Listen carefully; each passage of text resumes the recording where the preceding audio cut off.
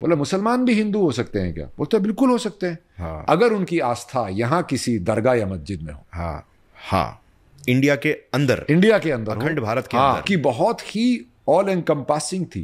बोलते थे हिंदुत्व हिंदू धर्म नहीं है, राइट, और सनातन धर्म भी हिंदू धर्म का सिर्फ एक हिस्सा है। हाँ। इसमें आर्य समाजी हैं, हाँ। लिंगायत हैं, सिख हैं। वो तो सिख कैसे हिंदू? बोले सिख तो सबसे बड़े हिंदू हैं, जो ढाल बन के इस हिंद को बचाते आए हैं। पर उस वक्त नॉर्थ वेस्ट फ्रंटियर प्रोविंस से धर्म के नाम पे, जिहाद के नाम पे हमला होने के बहुत चांसेस थे। खिलाफत मूवमेंट के बाद एक कैलिफेट मूवमेंट थी, जो इंडिया और कहीं का मुसलमान नहीं लड़ा, कहीं का कोई आदमी नहीं लड़ा, सिवाय रायबरेली के 2 भाई थे, अली ब्रदर्स। उन्होंने कैलिफेट मूवमेंट शुरू की। और क्योंकि मुसलमान लोग डेमोक्रेसी नहीं चाहते थे, वो चाहते थे कि जब अंग्रेज आए थे तो सल्तनत थी और जाए तो सल्तनत हो, तो उनको डेमोक्रेटिक मूवमेंट में मिलाने के लिए गांधी जी उसके प्रेसिडेंट बन गए और कैलिफेट को खिलाफत का नाम दे दिया कि आम पब्लिक को क्या पता चलेगा। हाँ। ये तो ऑपोजिशन है, खिलाफत मतलब ऑपोजिशन। हाँ। उसके बाद फिर एक पैन इस्लामिक इन्वेजन का डर बनने लगा कि तुर्कमेनिस्तान और ये सब चीज़ों से ऑटोमन एम्पायर हार गई थी, तो वो ये एक बेस्टियन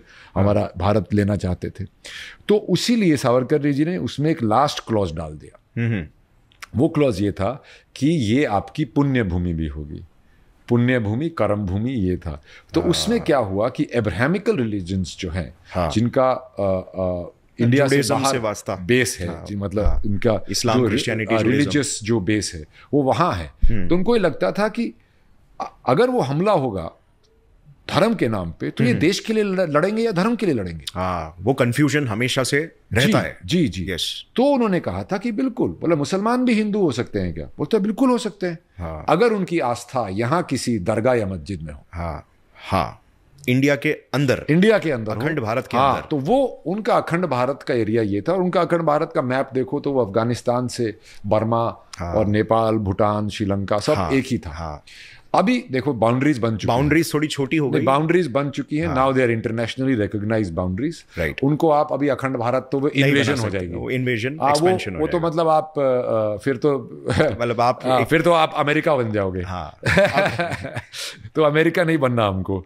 तो अभी नहीं, अभी अखंड भारत का मतलब है जो भी आज जियोग्राफिकल बाउंड्री है इंडिया की, अखंड भारत में सभी लोग एक वोट मतलब एक वोट, सबके राइट सेम होने चाहिए। चाहे आप किसी भी रिलीजन के हों, आप किसी भी समुदाय के हों, किसी भी कास्ट के हों, आपके राइट सेम होने चाहिए।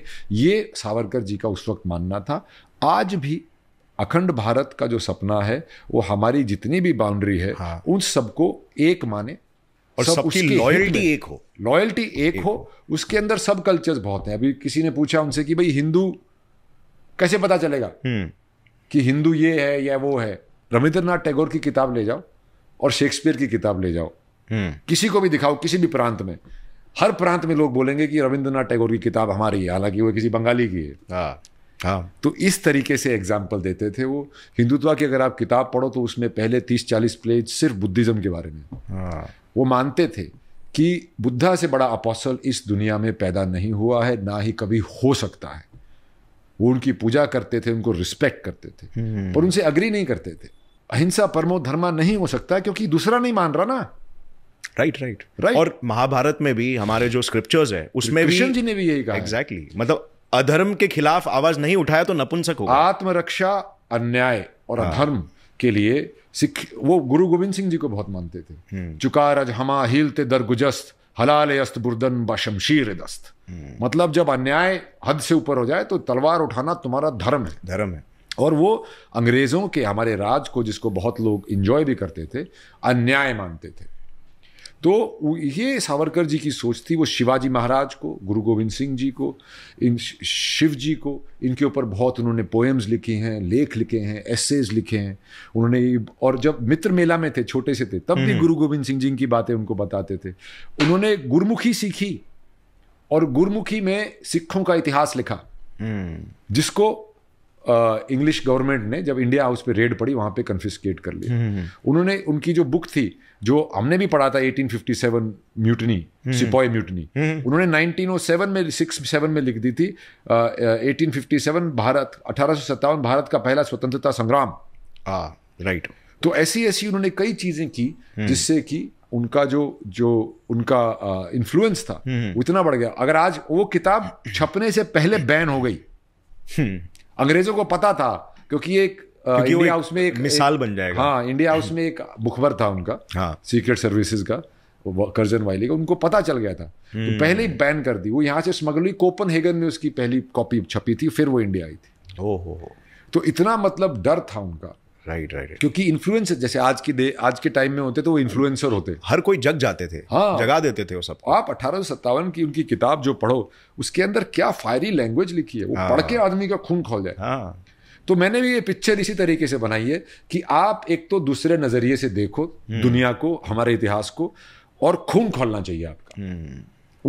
वो मेरा मकसद था इसका, और यही मैं क्वेश्चन उठा रहा हूं कि ठीक है यार, सबको पता है क्या हुआ, आपको पता है हिंसा से ये हुआ, वो हुआ, साबरमती हुआ, ये हुआ, वो नमक का किया, ये किया। गांधी जी ने बहुत अच्छा किया। गांधी जी भी सूटेड बूटेड रहते थे पहले, इंडिया आए, पहले खंडवा वंडवा बांधना शुरू किया, फिर वो धोती और लाठी पे आ गए, क्योंकि ज़्यादातर देश गरीब ही था देश। हाँ। तो हर एक गरीब आदमी उनसे आइडेंटिफाई करने लगा। राइट। जैसे बहुत सारे पॉलिटिशियंस वहां जहां जाते हैं वहां के कपड़े पहनते हैं ना, जैसे पीआर काइंड ऑफ। जी। तो उन्होंने तो एक लाठी और धोती, तो उनके साथ जो भी चलता उसको लगता कि मैं फ्रीडम स्ट्रगल में पार्टिसिपेट कर रहा हूं। और ये बहुत बड़ी उपलब्धि थी। He became a story of every common man. Yes. तो freedom fighters, तो everybody became a freedom fighter. So this was the biggest thing Gandhi ji did. Right. He was able to galvanize. फिर गांधी जी जब England गए तब भी धोती वोती पहन के गए ठंड में। उन्होंने उतारी नहीं धोती। सिंबलिज्म जा नहीं सकती। हाँ, बिल्कुल कंबल ओढ़ लेते थे ऊपर से, पर कभी कुछ जुराब जूते वूते नहीं पहने उन्होंने। तो दैट शोज कि उनकी क्या थॉट प्रोसेस था। Very smart. Savarkar ji on the other hand was very, वो बहुत तीखी जुबान के थे, जैसा फट से बोल देते थे, गुस्सेल थे, और ऐसे बोल देते थे किसी को भी। 99 बात बड़ी अच्छी करते थे, 100वीं बात ऐसी कटाक्ष वाली करते थे कि आदमी को सर घूम जाए। तो वो बहुत ही इस टाइप के थे। तो दोनों के अंदर एक, गांधी जी बड़े भी थे उनसे, तो दोनों के अंदर एक वो था, पर एक ideological war difference. Savarkar ji Gandhi ji से बहुत बड़े थे। फिर जब काला पानी गए तो गांधी जी बड़े बन गए, और फिर पूरा देश अहिंसा के रास्ते पे चल पड़ा, और एक अहिंसा की ऐसी मार्केटिंग हुई कि सावरकर जी को लगा तो नपुंसक हो गए हम लोग, मुट्ठी भर अंग्रेज है, मार के भगा क्यों नहीं देते।